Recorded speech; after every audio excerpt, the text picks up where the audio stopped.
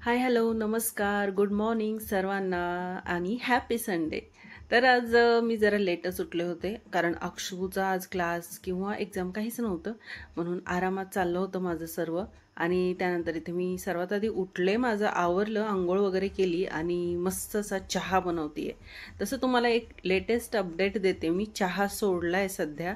पण आज संडे होता, मुलांना देखील आवडते चहा खारी वगैरे टोस्ट, म्हणून मग म्हटलं चला आज चहाच बनवावा. तर इथे मस्त असा चहा बनवतीये आणि फौजींनी आहे ना खूप छान असे टोस्ट आणले होते. मी तुम्हाला मागे म्हटलं की लातूरमध्ये ना टोस्ट वगैरे जरा भेटत नाही इथे, पण आज मस्त घेऊन आले होते टोस्ट वगैरे. ते मग काय मस्त असा चहाचा आस्वाद घेतला सकाळी सकाळी. आणि त्यानंतर म्हटलं चला आता लगेच कामाला लागावं लागेल आणि या चहा प्यायला सर्वच. चहा पिले आणि कंबर कसून लागले कामाला. कंबर कसून याच्यासाठी म्हणेल की आज मी एकतर लेट उठले आणि लेट उठायला संडेला आवडतं बरं का. कधीही न पूर्ण झालेली झोप पूर्ण करायची, पण ना होतं काय, कामं एवढी खोळंबून जातात ना, पूर्ण दिवस तो कामात जातो. बरं असू द्या, कामाचं रडगाणं काय मी सांगत बसली तुम्हाला. संडे आहे म्हटल्यावर नॉनव्हेज असणारच की नाही. एकाच दुसरा संडे असा तसा जातो सणवार असल्यावर, पण ठरलेलंच आहे. तर आज फौजींनी मटण आणलं होतं, मटण अर्धा किलो आहे. तर आज म्हटलं चला मस्त अशी कोल्हापुरी थाळी बनवावी. खूप दिवस झालं खाऊ वाटली होती आणि विचार कसला करायचा, आता येणारा पुढचा महिना श्रावणाचा आहे. म्हणलं चला आखाडाचा मस्त बेट करूयात आपला. तर सर्वात आधी मी इथं तेल घेतलं, तेलामध्ये खडे मसाले ॲड केले, 2 कांदे घेतले आहेत मोठ्या आकाराचे. कांदा सोनेरी झाल्यानंतर त्याच्यामध्ये अद्रक लसूण पेस्ट, कोथिंबीर आणि पुदिना टाकलेला आहे त्याचबरोबर. आणि नंतर टाकलं मटण, हळद, चवीनुसार मीठ आणि थोडंसं धना पावडर. छान असं परतून घ्यायचं आहे मटणाला पाणी सुटेपर्यंत. आणि त्यानंतर कुकरमध्ये शिट्ट्या काढून घ्यायच्या आहेत. आता ते मटणावर आहेत, कमी जास्त शिट्ट्या, 5 शिट्ट्या तर नॉर्मली आपण करतोच, पण मटण जर बोकड जर मोठं असेल तर जास्तच शिट्ट्या लागतात, तर त्या अंदाजाने करून घ्यायचं आहे. एकीकडे शिट्ट्या होत आहेत. आता मी तर वाटण्यासाठी कांदा आणि खोबरं भाजून घेतलं. या पद्धतीनं खूप छान लागते अशी भाजी, एकदा नक्कीच ट्राय करा तुम्ही. आता लगेच या कढईमध्ये मी एक कांदा घेतला आहे, कांदा, एक हिरवी मिरची, 4 ते 5 काजू घेतले, छान व्यवस्थित फ्राय केलं. याच्यामध्ये मी 2 चम्मच तीळ ॲड करते. हे कशासाठी, तर मी आज इथे पांढरा रस्सा पण बनवणार आहे. खूप खाऊ वाटलं, कोल्हापुरी थाळी म्हटल्यावर विषयच नाही की बिना पांढऱ्या रस्स्याची होणार आहे. तर इथं पांढरा रस्सा बनवण्यासाठी मी जे वाटण घेतलं होतं का त्याच्यामध्ये ॲड केले अद्रक लसूण पेस्ट. आणि इकडे मी जे मला काळं वाटण बनवायचं आहे ना ते देखील फ्राय करून घेत आहे. मी इथे कांदा जो भाजून घेतला होता का, खोबरं आणि कांदा, त्याच्यामध्ये कोथिंबीरची काडी असते ना त्या ॲड केल्या आहेत मी आणि त्या देखील परतून घेतल्या. अच्छा, आता काय झालं बरं का, पांढरा रस्सा बनवण्यासाठी आहे ना आरू गेला होता नारळ आणायला. आमच्या पंचकृषीत नारळच भेटला नाही कुठं. इथल्या लोकांचा देवावरचा विश्वास उडाला की काय, नारळच नाही दुकानांमध्ये विकायला. बरं असू देत, नारळ भेटला नाही. मग घरामध्ये एक नारळ होता पडलेला, मग त्याला काय केलं मी, नारळ फोडला, त्याचा खोबळाच निघला एकदम तसा.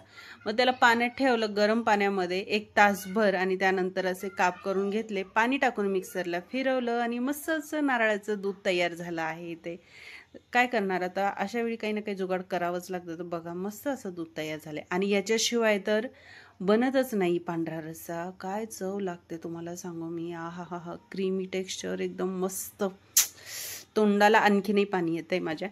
तर इथे आता पांढरा रस्सा बनवते सर्वात आधी. तर मी तूप थोडंसं टाकलंय आणि इथे तेल थोडं ॲड केलंय. तूप थोडंच होतं माझ्याकडे म्हणून, पण पूर्णपणे तुपात बनवा असं मी म्हणेल, खूप छान चव लागते. आता इथं स्टार फूल टाकलं, दालचिनीचा एक तुकडा टाकला आहे, मोठी इलायची, हिरवी इलायची आणि तेजपत्ता टाकला आहे. आणि त्यानंतर इथं व्यवस्थित जो मसाला आहे फिरवून घेतलेला तो टाकला. त्याला तेल सुटल्यानंतर याच्यामध्ये पाणी ॲड केलं आणि 2 वाटी इथं जे सूप आहे मटणचं ते ॲड केलं. याला छान उकळी काढून घ्यायची आहे. उकळी आल्यानंतर व्यवस्थित मिक्स केल्यानंतर याच्यामध्ये जे मी दूध आहे नारळाचं ते ॲड करते याच्यामध्ये, कारण हे फुटण्याची शक्यता असते. उकळी पूर्णपणे आल्यानंतर याच्यामध्ये हे दूध ॲड करायचं आहे आणि आता फक्त व्यवस्थित गरम करून घ्यायचं आहे आणि आपला पांढरा रस्सा तयार झाला. आता इथं फ्राय बनवून घेणार आहे मी. कढईमध्ये तेल टाकते आहे. आता मटण म्हणल्या विषय का काही चमचमीत झणझणीत चरचरीत असायलाच पाहिजे की नाही? तुम्हाला काय वाटतं मला कमेंट करून नक्की सांगा. बाकी आपण आठवड्यातून एकदा 15 दिवसातून एकदा आमचं तर मी तर म्हणते मे महिन्यात हा बेत बनवला होता मी कोल्हापुरी थाळीचा, त्यानंतर आज बनतोय. तर चमचमीत होणार, झणझणीत चरचरीत होणारच. आणि त्यानंतर इथे बघा मसाला टाकला आहे. जे काळं वाटण होतं ते मिक्सरला फिरवलं, त्याच्यामध्ये अद्रक लसूण पेस्ट ॲड करून फिरवलं आहे. मग इथे मसाला छान फ्राय झाल्यानंतर याच्यामध्ये हळद, लाल तिखट आणि काळं तिखट आणि सोबतच मटण मसाला ॲड केला आणि व्यवस्थित असं परतून घेतलं आहे. अच्छा, मटणचं किंवा चिकनचे कुठलीही भाजी करताना मी दोन्ही मसाले टाकते, म्हणजे काळं तिखटही आणि लाल तिखटही दोन्ही टाकते. एकच वापरत नाही, कारण त्याने रंग खूप छान येतो भाजीला. आणि चव म्हणाल तर काळं तिखट पूर्णपणे आहे ना फौजींना आवडत नाही पूर्णपणे काळ्या तिखटातली भाजी, त्यामुळं मग असं मी करत असते. आता मटण शिजलेलं याच्यामध्ये ॲड केलं, चवीनुसार मीठ टाकलं आणि मस्त असं परतून घेतलंय. तुम्ही पाहू शकता काय मस्त असं चमचमीत दिसतंय की नाही. सुक्कं मटण इथे तयार झालेलं आहे. काही वेळ लागत नाही, फक्त मटण छान शिजवून घ्यायचं आणि अशी फोडणी द्यायची. याच्यामध्ये कांदा वगैरे ॲड करू शकता तुम्ही, पण ते आणखी खूप जास्त मसालेदार वाटतं मला, त्यामुळे मी या पद्धतीनेच करत असते. आता इकडे आपला तांबडा रस्सा लगेच बनवून घेणार आहे, म्हणजे आपला जो रेग्युलर भाजीचा रस्सा असतो ना तो मी इथे बनवतेय. तर तेल टाकलं आणि याच्यामध्ये मसाला उरलेला जो होता ना काळा मसाला ते टाकले. आता हा मसाला परतून घेताना तुम्हाला सांगते मी, हा ऑलरेडी आपण भाजून परतून घेतलेला असतो, त्यामुळे तेलात खूप जास्त परतायला वेळ लागत नाही आणि परतायचा देखील नाही. त्याचा कलर जास्त चेंज होऊ शकतो किंवा चवही वेगळी लागू शकते भाजीची, त्यामुळे तुम्हाला आधीच सांगते. आता याच्यामध्ये मी हळद, लाल तिखट, काळं तिखट, धना पावडर ॲड केली आहे चवीनुसार. व्यवस्थित परतून घेतलं आणि मटणचं जे उरलेलं सूप होतं ते याच्यामध्ये ॲड केलं आहे. आणि भाजीला आता हवं तसं घट्ट पातळ ठेवायचं. इथे मी इसूर घेतला आहे, मिक्सरला फिरवला तो पाण्यामध्ये टाकून आणि ॲड केला. इसूर तुम्हाला माहिती आहे भाजीला घट्टपणा, दाटसरपणा येण्यासाठी किंवा चवदार होण्यासाठी वापरतात. याची रेसिपी मी तुमच्याशी आधीच शेअर केली आहे. आता इथे मला जेवढी हवी होती भाजी तेवढं मी पाणी ॲड केले. गरम पाणी टाकायचं. केव्हाही चिकन, मटण कुठलीही भाजी आपण पाणीची बनवत असेल, त्याच्यामध्ये पाण्याची गरज असेल तर त्याच्यामध्ये थोडंसं गरम पाणीच ॲड करायचं आहे. आणि इथे सर्वात शेवटी मी याच्यामध्ये मटण मसाला ॲड केला आणि आता भाजीला थोडीशी उकळी येऊ देणार आहे, शिजवून घेणार आहे, कारण याच्यामध्ये इसूर घातला आहे. त्याने भाजीला खूप छान टेक्स्चर येतं आणि चवदारही भाजी बनते. आणि वाव, रश्श्याला बघा काय मस्त असा कट आलेला आहे. तांबडा रस्सा अगदी झणझणीत चरचरीत इथे तयार झाला. आणि त्यानंतर कोथिंबीर, अर्थातच याच्याशिवाय कुठलीच भाजी होणार नाही असं आहे ते.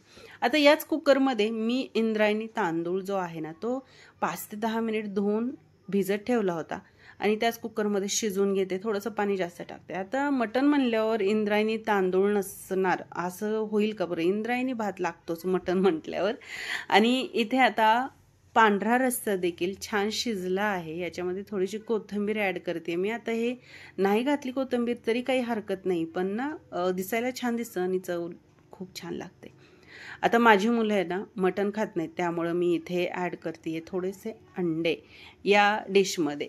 कारण मुलांना मटणाचे पीस आवडत नाहीत, त्यांना चिकन आवडतं पण मटण खात नाहीत अजिबात, म्हणून इथं अंडे देखील उकडून घेते. थोडंसं मीठ टाकायचं, अंडे पटकन. चला तर मग संडे स्पेशल थाळी इथे तयार झाली आहे. तुम्हाला कशी वाटली कमेंट करून नक्की सांगा. आणि मी तर नाद खुळाच म्हणेल, एकच नंबर. जशी दिसायला चमचमीत दिसते ना, खायला देखील तेवढीच मस्त आणि जबरदस्त झाली होती. आणि इथे माझा अवतार बघा, घामाने गरमीने अगदी अक्षरशः मी न्हावून निघले होते परत. पण म्हणतात ना मेहनत का फल मिठा होता आहे, पण इथं मस्त तिखा फल मेहनत का झालं होतं.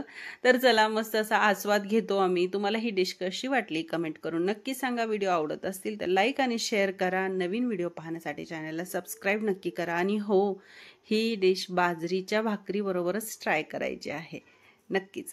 चला मग भेटूया पुढच्या व्हिडिओमध्ये.